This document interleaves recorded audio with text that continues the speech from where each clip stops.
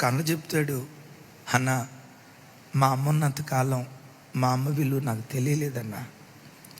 మా నాన్న మా అమ్మ కంటే ముందుగా చనిపోయాడు, కానీ మా అమ్మ మంచి భక్తి కలిగింది. మా అమ్మ బ్రతుకున్నంతకాలం మా అమ్మ విలువ తెలియలేదన్నా. మా అమ్మ చనిపోయిన తర్వాత అమ్మ కన్నీటి ప్రార్థన ఎంత శక్తివంతమైనదో, అమ్మ రోదనాధ్వని ఎంత శక్తివంతమైనదో, అమ్మ కన్నీటి ప్రార్థన మా కుటుంబాన్ని ఎంత ఆశీర్వదించిందో అమ్మ బ్రతుకున్న దినాల్లో నాకు తెలియలేదన్నా. అమ్మ కార్చిన కన్నీళ్ళు మా అన్నదమ్ముల మధ్య, అక్క చెల్లెల మధ్య ఎంత ఐక్యత కలుగు చేసిందో. మా తండ్రికి 4 పిల్లలం పుట్టిన ఒకే మనసు కలిగి అమ్మ బ్రతుకున్న దినాల్లో బ్రతికేవన్నా. నాన్న చిన్నప్పుడే చనిపోయాడు, మా బ్రతుకు శిథిలాల్లోకి వెళ్ళిపోయింది. అమ్మ కన్నీటి ప్రార్థన ద్వారా శిథిలాలలో నుండి శిఖరాల మీదకు దేవుడు లేవనెత్తాడన్నా. బహుగా దేవుడు దీవించాడు.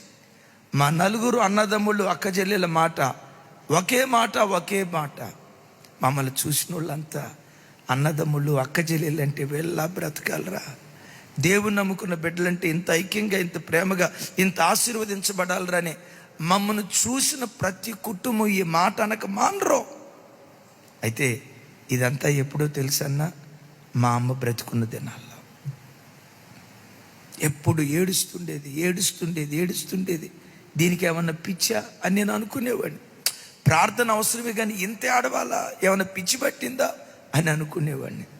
ఎప్పుడైతే అమ్మ చనిపోయిందో ఒకే తాటి మీద నడిచిన అన్నదమ్ములు, అక్క చెల్లెలు చెట్టుకొకరు పుట్టకొకరు యమునా తీరైపోయేవాడు. ఐక్యత లేదు, ఆ ప్రేమ లేదు. ఏదో వ్యాపారాలు చేస్తున్నావే కానీ వ్యాపారాలు చితికిపోతాయేమో, భయంకరమైన నష్టం కలిగిద్దేమో, శిఖరంలో నుంచి శిథిలాల మీద పడిపోతావేమో భయం వేస్తుందన్న. అమ్మ బ్రతుకున్న దినాల్లో అమ్మ ప్రార్థన విలువ తెలియలేదు, ఈరోజు అర్థమైంది. ఆ తమ్ముడు అంటూ ఏమన్నాడు తెలుసా? అమ్మ ప్రార్థన దుష్టుడు మా ఇంటిలో అడుగు పెట్టకుండా అమ్మ ప్రార్థన అడ్డగించిందన్న. అడ్డగించింది. విన్నారా? దుష్టుడిని అడ్డగించేది ఏది? ఎందుకు మన పిల్లల కొరకు రోజు ఏడుస్తూ ప్రార్థన చేయాలి? ఎందుకు భర్త కొరకు రోజు ఏడుస్తూ ప్రార్థన చేయాలి? నశించిపోతున్న ఆత్మల కొరకు రోజు ఏడుస్తూ ఎందుకు ప్రార్థన చేయాలి?